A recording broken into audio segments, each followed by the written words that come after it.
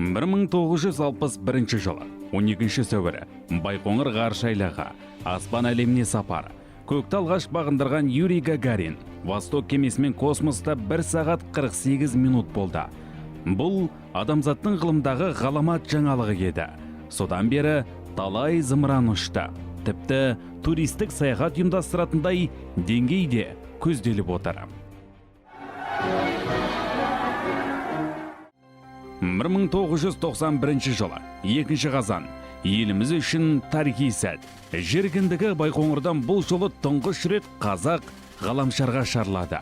Тоқтар Әубәкіров Союз ТМ-13 кемесімен көкке сүңгіп кетті. Ғарыштағы Мир орбиталық кешенінде 8 күн болып, биотехнология, металлургия, медицина салаларында зерттеу жүргізді.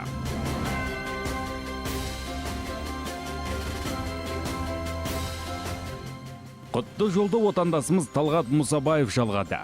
Ғарышта 342 күн қонып, ғарышты қадам жасады.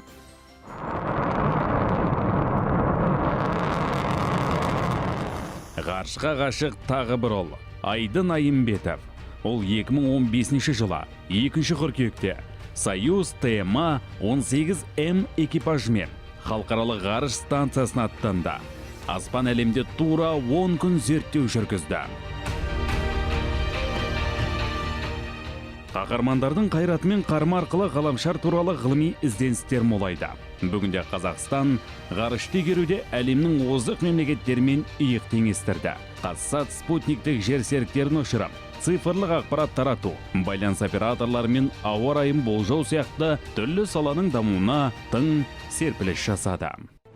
Аспанды бағындырғалы 60 жылы, айрықша дата, мәртебелі әрі мәнді мереке. Елордадағы Назарбаев зияткерлік мектебінің физика бірлестігі 50 күнге еселі үлес қосты. Мұнда шәкірттерге кеңістік туралы ілім кеңінен үйретіледі. Электрофизика және аэрокосмонавтика үйірмесіне жастар үйір. Өйткені кафедрада 30 жылдық еңбек өтілі бар.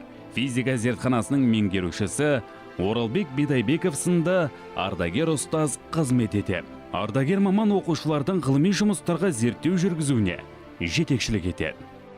Спутник 10 сынып оқушысы Жакенов Рақаттың лазерлік қондырғысы орнатылған ғылыми жобасының моделі. Оқушылар әр жылы Байқоңыр ғарыш айлағына барып, космонавтика саласына деген қызығушылығы артып келеді. Бұл видеода Оралбек Назарханұлының 2012 жылы ғарыш айлағына сапары көрсетілген. Оқушылармен бірге істеген 4 ваттық генератор, ол мына кондиционердің жүйесіне осыған жеткілікті. Ол генератор айнымалы токты түзеткішке беріледі. Түзеткіштен біз тұрақты ток аламыз да бұндай байланысқа жаратамыз. Ұстазымыздың бастамасымен мектебімізде ғарыш үйірмесінен бөлек, оқушылар физика үйірмесінде де жұмыстар атқарады. Мысалы, мынау тұйық тізбек моделі. Бұл өте жоғары кернеуліктегі 10 киловольттық электр желісі, оның әдісінен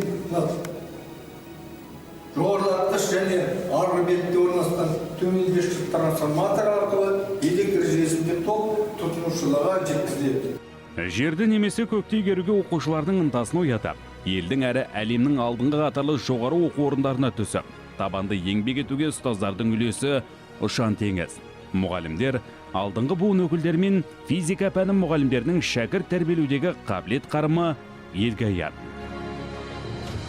2021 жылы сәуірдің 12 жұлдызы дәстүрден айнымай осы корабльдің ұшуына куә боламыз. Осы 60 жылдыққа арналған 60 жыл адамзат баласының ғарыш 60 зымыранын біз бүгін ұшыруға дайынбыз. Мерекелеріңізбен. Уважаемые ученики, коллеги, родители, сегодня у нас такой замечательный день, событий. И в связи с этим сегодня мы запускаем ракету нашей мечты, которая осуществит наши победы и наши надежды на эти победы. Алғашқы зымыранды ұшыру 10 сынып оқушысы Отаров Азаматқа беріледі.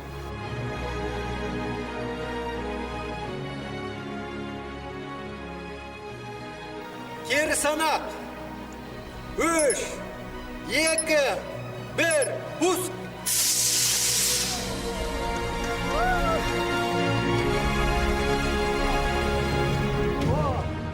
Осы апталық басқа да ақпаратқа тола. Назар салыңыз.